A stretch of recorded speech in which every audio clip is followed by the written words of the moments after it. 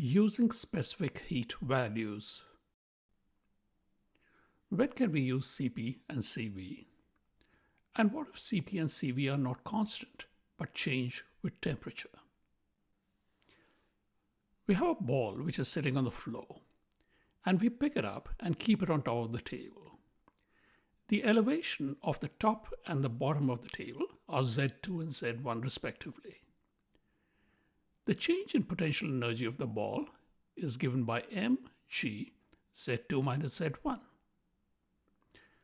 Now suppose we have the ball sitting on the floor, and instead of just picking it up and keeping it on the table, we lift it high, we throw it onto the table, it bounces and comes to rest. What is the change in potential energy now? It's going to be exactly the same, mg Z2 minus Z1. And this is because potential energy is a property, and the change in a property depends only on the initial and final state, not on the path between them. So whether we just lift up the ball and keep it, or we throw it onto the table, it doesn't make a difference. What is important is only the initial and the final state. Now let's look at a heating process. So we have a gas in a container, which is at pressure P1 and a temperature T1. We start heating it up, and the gas heats up until its pressure is P2 and its temperature is T2. We can show the process on a PV diagram.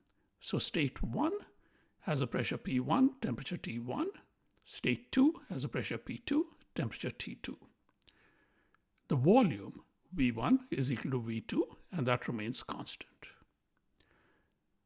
Now, for a constant volume process, we've said that if we assume Cv constant, delta U is equal to Cv T2 minus T1. So now let's think about heating up the gas using a somewhat different process. So over here, we've got the gas inside a cylinder, and it's at the initial state P1, T1. We want to first compress it at constant temperature. So we put a constant temperature water bath around it, and then we compress it.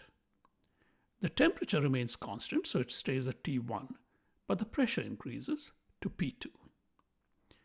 Now we can model this compression process using the ideal gas equation, PV is equal to mRT, and for constant temperature, this will just be a constant. So if we draw the process on a PV diagram, then we are going from our initial state P1, T1 to the final state P2, T1, and the path in between will be given by the curve P is equal to a constant divided by V. We start the second process with the gas at the pressure P2 and the temperature T1.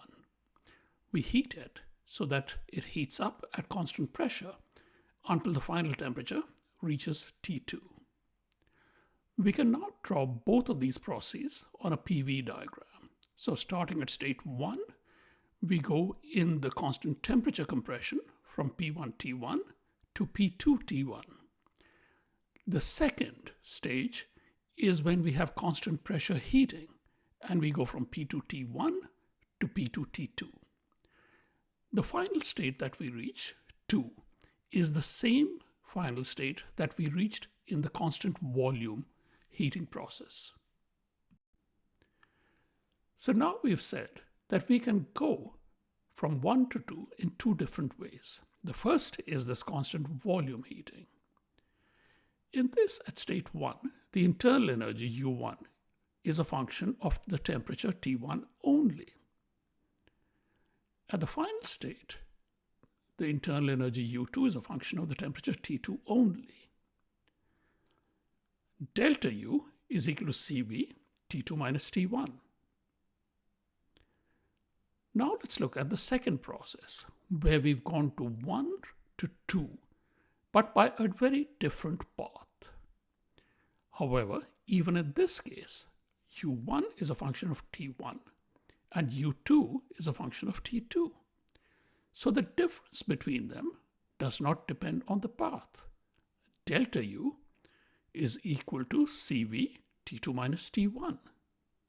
And this is a very important observation, that the change in internal energy is the same for any process that takes the gas from T1 to T2. So for a constant volume process, delta U is equal to CV T2 minus T1. But U is a property, its value depends only on T1 and T2. Delta U is equal to CV T2 minus T1 is an expression that we can use for any process that takes the system from T1 to T2. It does not depend on the path between T1 and T2. Now, by exactly the same argument, we can say that the change in enthalpy is equal to Cp T2 minus T1 for any process that takes the system from T1 to T2. Because enthalpy is also a property, the change in enthalpy does not depend upon the path, it only depends on the initial and the final state of the system. If we are using constant specific heat values, we can look up these values from tables.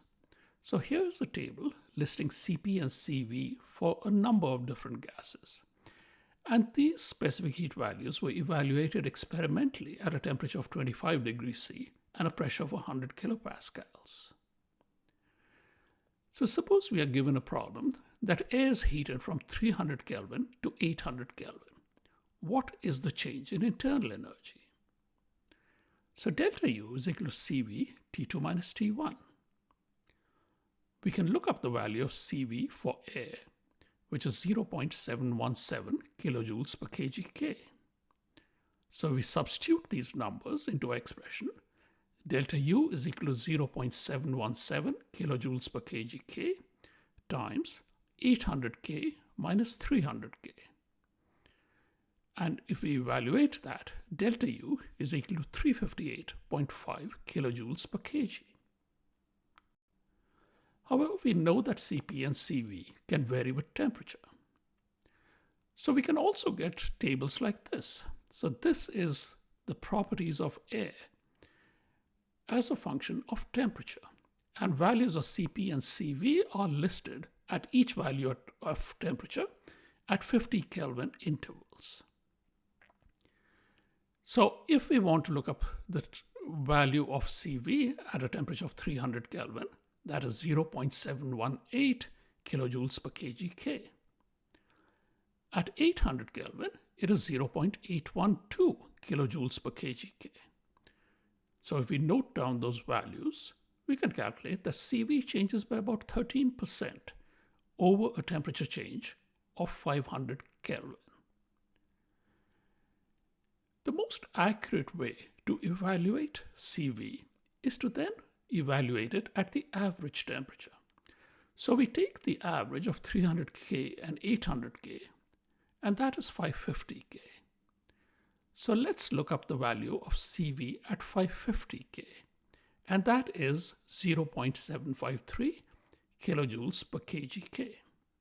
Now, if the average was not such a nice round number, we could interpolate in this table and evaluate a corresponding value of Cv. So now if we have this value of Cv, which we'll call Cv average, we can use this to calculate the change in internal energy. So delta U now would be 0.753 kilojoules per kg/K times 800K minus 300K. And that is equal to 376.5 kilojoules per kg. Finally, if we don't want to assume constant Cv at all, then specific heats of gases generally increase with temperature. So we could fit a polynomial curve through the experimental data. And for example, we could fit a cubic polynomial. So Cp is given over here as a cubic in temperature, and we've got 4 coefficients A, B, C, and D. Now these can be determined experimentally by curve fitting this polynomial through experimental data. And this is a table which gives values of A, B, C, and D for a variety of different gases. Now note that we don't need separate tables for CV, since for an ideal gas, CV is equal to Cp minus R. So once we've calculated a value of Cp, we can always calculate a corresponding value of Cv.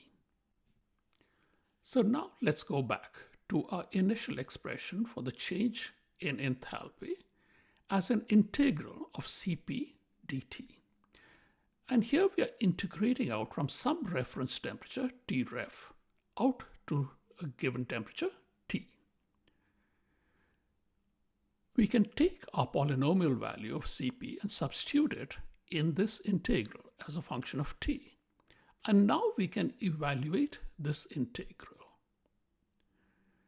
Suppose we want to evaluate the change in enthalpy going from temperature T1 to T2.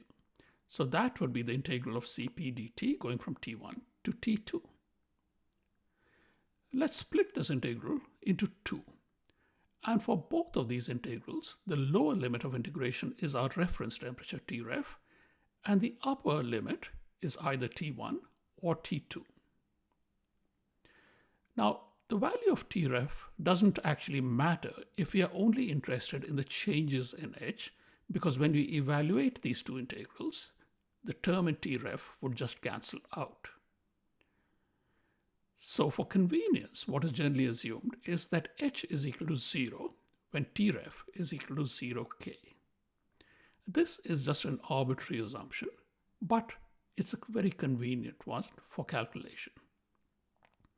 So now we can evaluate an absolute value of the enthalpy as a function of temperature by taking the integral from 0 to T of Cp dt.